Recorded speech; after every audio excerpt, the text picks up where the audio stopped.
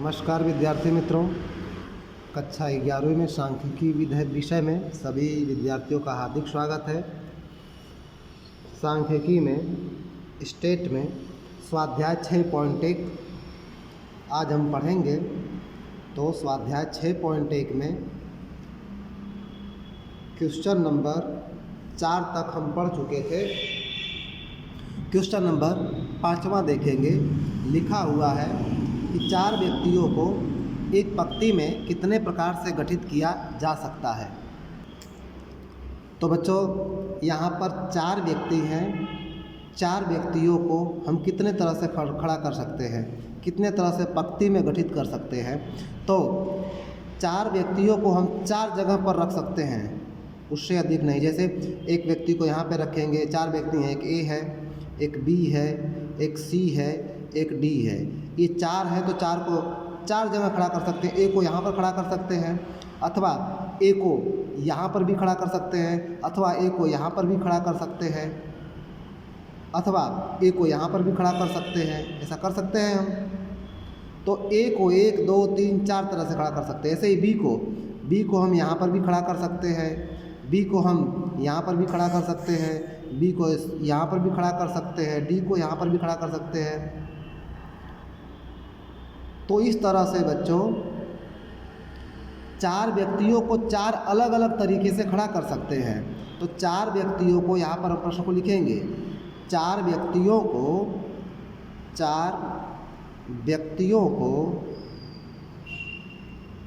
कुल 4 तरीके से खड़े कर सकते हैं।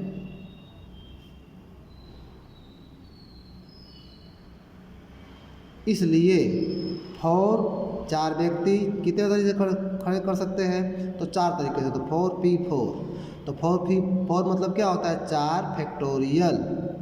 और 4 फैक्टोरियल की मतलब क्या, 4 गुणे 3 गुणे 2 गुणे 1 बराबर कितना हो जाएगा, 24।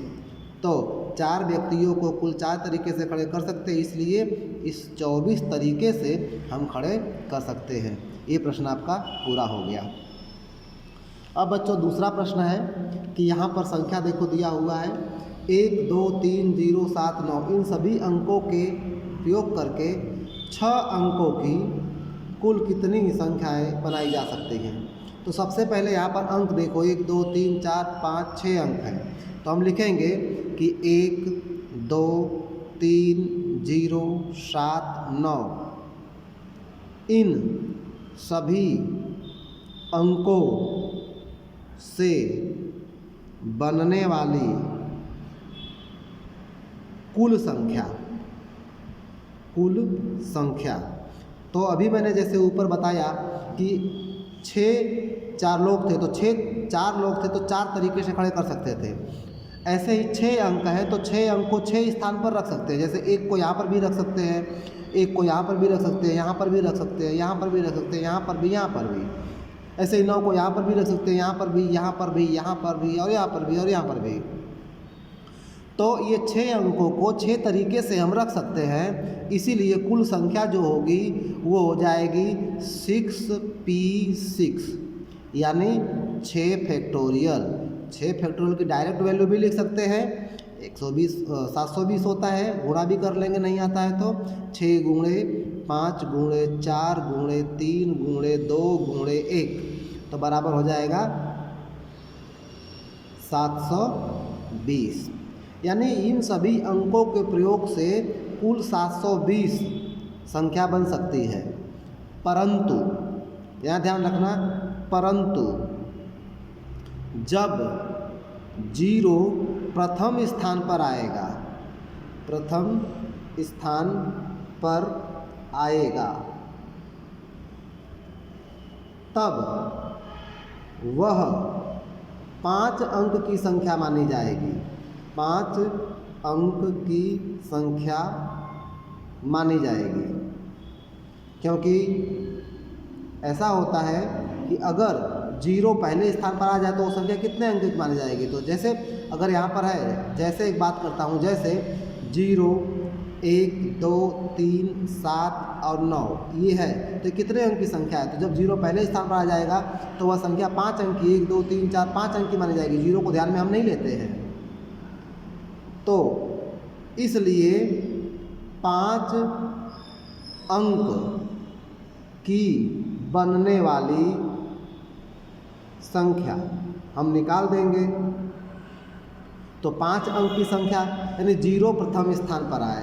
जब जीरो प्रथम स्थान पर आए तो जीरो एक जगह है, प्रथम स्थान मतलब एक जगह। ये प्रथम स्थान है। इस प्रथम स्थान पर जीरो आ गया तो एक स्थान था, एक जीरो आ गया। और मैंने कहा था जब और आता है तो हम गुणा करते हैं, और बाकी के जो 5 संख्या है वो पीछे कहीं पर भी आएंगी।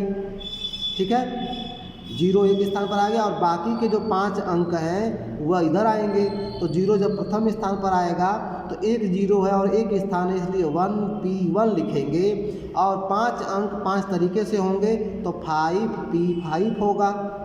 ठीक है, तो 1P1 का हो जाएगा 1 और गुणे 5P5 का हो जाएगा 5 फैक्टोरियल। तो आंसर हो जाएगा यहाँ पर 5 फैक्टोरियल की वैल्यू 120। तो 5 अंक की कुल संख्या कितनी बनेगी? यहाँ पर 120 होगी। अब हम क्या निकाल देंगे? इसलिए 6 अंक की कुल संख्या, 6 अंक की कुल संख्या निकाल देंगे। तो कुल टोटल इन अंकों के प्रयोग से संख्या बनी थी 720। उसमें से हम जो 5 अंकों के 120 बने हैं उसको निकाल देंगे तो 6 अंकों की कुल संख्या मिल जाएगी। तो यहाँ पर लिखेंगे बराबर 720 माइनस 5 अंक वाली संख्या घटा देते हैं। 5 अंकों की संख्या 120 है तो आंसर हमारा आ जाएगा 600। तो ये 600 जो होगा वो आंसर होगा। ठीक है, अब दूसरा क्वेश्चन देखेंगे हम। दूसरा क्वेश्चन है यहाँ पर 7वां नंबर का क्वेश्चन। यहाँ पर लिखा है 5 लड़के एवं 3 लड़कियों को एक पंक्ति में किस प्रकार से गठित किया जा सकता है कि जिससे गठन में सभी लड़के एक साथ आएँ। तो 5 लड़के और 3 लड़कियों को एक पंक्ति में किस प्रकार से गठित किया जा सकता है जिससे कि सभी लड़के एक साथ आए, सभी लड़के एक साथ में आने चाहिए। तो हम यहाँ पर ऐसा कर सकते हैं कि जो पहले लड़कों को एक साथ रखना है तो जो लड़कियाँ हैं उनको पहले खड़ी कर दो। मान लिया कि यहाँ पर लड़कियों को हम गर्ल्स मान लेते हैं कि यहाँ पर 3 गर्ल्स हैं, ये 3 गर्ल्स हमने खड़ी कर दिया। ठीक है, एक गर्ल्स यहाँ पर खड़ी हो गई, एक गर्ल्स यहाँ पर खड़ी हो गई, एक गर्ल्स यहाँ पर खड़ी हो गई। अब 5 लड़कों को एक साथ में लेना है तो 5 लड़के जो होते हैं वो 5 बॉयज़ जो हैं, 5 बॉयज़ यहाँ पर हो सकते हैं अथवा 5 के 5 बॉयज़ यहाँ पर हो सकते हैं अथवा 5 के 5 बॉयज़ इन दोनों लड़की के बीच में यहाँ पर हो सकते हैं अथवा 5 के 5 बॉयज़ ये लड़की के बगल में यहाँ पर हो सकते हैं। तो यहाँ पर देखो 5 बॉयज़ को हम कितने प्रकार से खड़े कर सकते हैं? 1, 2, 3, 4। हम 4 तरीके से खड़े कर पाते हैं। तो यहाँ पर लिखेंगे कि 5 लड़के एक साथ आए उसके कुल प्रकार। तो यहाँ पर 1, 2, 3, 4 तरीके से हम खड़े कर सकते हैं। तो 4P4।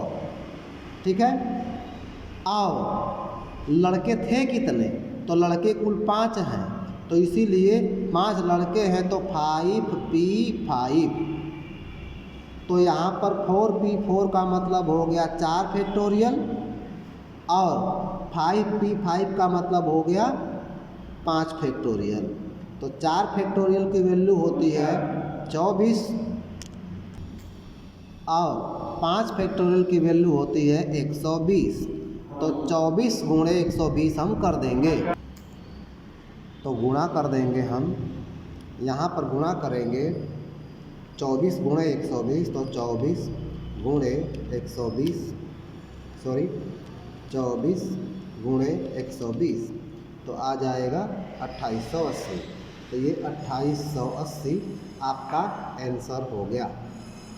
खास ऐसे प्रश्नों में याद रखना है कि अगर लड़के एक साथ आए या लड़कियां एक साथ आए तो पहले अगर लड़के एक साथ आए तो लड़कियों को खड़ी कर दो, और फिर लड़के कितने तरीके से खड़े हो सकते हो निश्चित कर लो।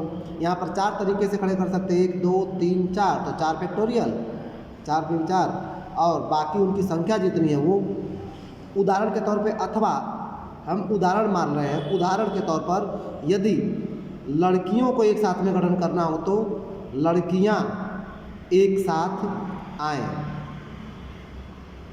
ये एक्स्ट्रा मैं बता रहा हूँ, लड़कियां एक साथ आए तो लड़कियां कितनी हैं, लड़कियों को पहले निश्चित करो।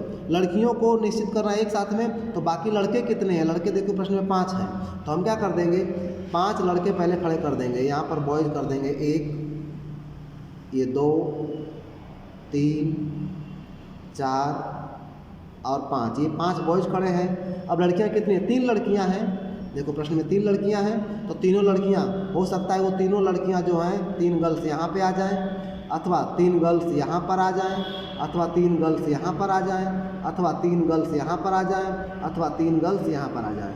तो लड़कियों को हम 1 2 3 4 5 तरीके से खड़े कर सकते हैं, और अथवा इसके बगल में तीनों लड़कियाँ आ जाएँ, ये यहाँ पर 3 गर्ल्स यहाँ पर हो जाए। तो देखो 1 2 3 4 5 6 तरीके से हम खड़ा कर सकते हैं लड़कियों को, तो इसलिए लिखेंगे 6p6, और गुणे लड़कियां कितनी थीं, तो लड़कियां 3 थीं, तो गुणे 3p3, तो यहाँ पर 6p का 6p6 का 6 फैक्टोरियल और 3p3 का हो जाएगा 3 फैक्टोरियल। तो 6 फैक्टोरियल की जो वैल्यू होती है वह होती है 720, और गुणे 3 फैक्टोरियल की वैल्यू होती है 6। तो अब 720 गुणे 6 कर देंगे, तो यहाँ पर आ जाएगा आपका 720 गुणे 6, तो आंसर आता है 4320। तो 4320 की लड़कियाँ हो गई, लड़कियाँ एक साथ में खड़ी होंगी तो इस तरह से होगा, ठीक है। ये तो आज ये 3 प्रश्न आप लोग कर लोगे, ठीक है। ये मैंने एक्स्ट्रा बताया है आपको समझाने के लिए। थैंक यू, धन्यवाद।